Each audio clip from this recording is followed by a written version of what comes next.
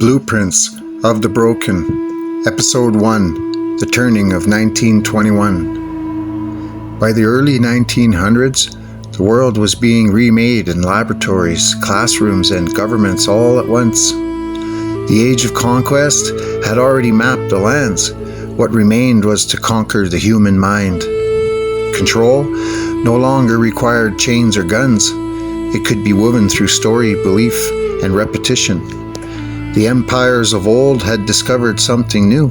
If people could be convinced to rewrite their own memories, no resistance was needed. History could be edited from within, quietly, patiently, until truth itself became negotiable. Before 1921, the process had already begun. Entire nations were taught to doubt their origins. Languages were banned. Spiritual knowledge was dismissed as myth. People were told that civilization was a gift, when in truth it was a trade. Identity exchanged for acceptance. The experiment wasn't in chemistry or physics, but in obedience. It asked a single question: how much of yourself can be erased before you forget that something was taken? Those who remembered were branded defiant. Those who forgot were rewarded. The erasure was slow, almost tender, disguised as progress and enlightenment. Then came the turning point. The year 1921 marked the moment when power found its perfect disguise. Science and propaganda merged. Psychology was given authority. What had once been brute force became instruction, policy, and education. Colonies became classrooms for a new kind of warfare, one waged through the mind. Theories about intelligence, progress, and adaptation justified an architecture of control that reached across oceans.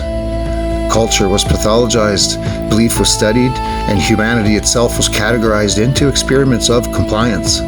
Entire institutions rose to normalize submission, dressing domination in the language of benevolence. The first to bear the weight were those already wounded by empire. Indigenous and African people, long resisting assimilation, became the early test subjects of a global design. Their stories were rewritten to fit the new order. Their wisdom was rebranded as folklore. The strategy was elegant: break the continuity of memory, and you break the power to resist it. The systems called it progress, but beneath the surface, it was a silence engineered by design. The loss was more than cultural. It was spiritual, emotional, generational. It reached into the rhythm of daily life, reshaping how people dreamed, how they prayed, and how they saw one another. The wars that followed sealed the rewrite. Borders shifted, economies were rebuilt, and entire generations were raised inside the new language of obedience. Nations learned that emotion could be engineered as effectively as machines. Loyalty, fear, and pride became instruments of a policy. The same theories tested on individuals were scaled to entire societies. It was the first true century of psychological governance, invisible, rational, efficient. And while the world mourned its visible ruins, few noticed the invisible architecture rising within every institution, a quiet empire of the mind. By the middle of the century, the experiment had succeeded. The rewritten world could not see itself as rewritten. The systems of control were no longer questioned because they had been internalized.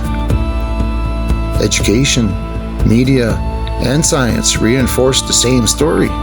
That order was progress, and remembering differently was regression. Humanity had become fluent in its own conditioning. The great illusion was stability. Yet beneath that calm surface lay generations of suppressed memory, waiting for the moment to surface like embers under ash. Yet beneath the layers of silence, something ancient still breathes. Fragments of the old world remain. Languages whispered in prayer, song carried through generations, ceremonies that refused extinction. These are not relics, they are living proofs that truth cannot be destroyed, only hidden. Every buried story, every forbidden name, every act of remembering is a spark against the machinery of forgetting. Some call these remnants superstition, but they are blueprints of survival, codes of identity too resilient to be erased. They are the quiet heartbeat of a world that refuses to die. The year 1921 was not the beginning of control, but the moment it was perfected. It was when domination learned to disguise itself as civilization. What changed that year was not merely politics or technology, it was perception itself. Humanity stepped into a world that believed obedience was enlightenment, and the echo of that still shifts and shapes the present. The rewritten story became the global script, and we are still living inside its pages, breathing its language, dreaming its symbols, and mistaking its illusions for truth. Yet somewhere in the spaces between memory and silence, the original story waits to be remembered.